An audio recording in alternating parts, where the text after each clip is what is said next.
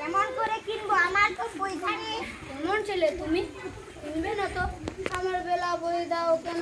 আমি যদি তোমার সঙ্গে চলে যেতে পারতুম তো যেতুম। আমার সঙ্গে? হ্যাঁ, তুমি যে কত দূর থেকে হাঁটতে হাঁটতে চলে যাচ্ছে শুনে আমার মন কেমন করছে।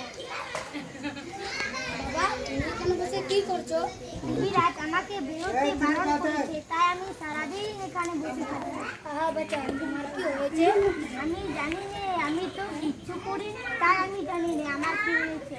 বিয়েলা, তুমি কোথা থেকে আসছো? আমাদের গ্রাম থেকে আসছি। আমাদের গ্রাম? অনেক দূরে তোমাদের গ্রাম। আমাদের গ্রাম সেই পাঁচমুড়ো পাড়ে কি জানি ওই যে তোমাদের গ্রাম দেখেছি কবে সে আমার মনে জানি না। তুমি দেখেছো? পাড়ে তোলা করে গিয়েছিলে না? না, কোনোদিন যায়নি, কিন্তু আমার মনে হয়েছে না আমি দেখেছি। অনেক পুরোনো কালের খুব বড় বড় গাছের তলায় তোমাদের গ্রাম, একটি লাল রঙিন রাস্তা ধরে। ঠিক করেছো বাবা। সেখানে পাহাড়ের গায়ে সব বুড়ি চড়ে বেড়াচ্ছে। কি আশ্চর্য! ঠিক বলেছো। আমাদের গ্রামে গরু চলে বই কি খুব জোরে। মেয়েরা সব নদী থেকে জল তুলে মাথায় কলসি করে নিয়ে যায়। তাদের লাল শাড়ি পরা। তাদের রাজশাড়ি পরা। বাহ, বাহ, ঠিক কথা। আমাদের সব বয়লা পাড়ার মেয়েরা নদী থেকে জল তুলে নিয়ে যায়, তবে কিনা তারা সবাই যে লাল শাড়ি পরে কেন? কিন্তু বাবা নিশ্চয় সেখানে বেড়াতে গিয়েছিল। সত্যি বলছি দোয়েল, আমি একদিন যাইনি। কবিরাজ যেদিন আমাকে বাইরে যেতে বলবে সেদিন নিয়ে যেতে তোমাদের গ্রামে। যাবো বই কি বাবা, কোন নিয়ে যাবো?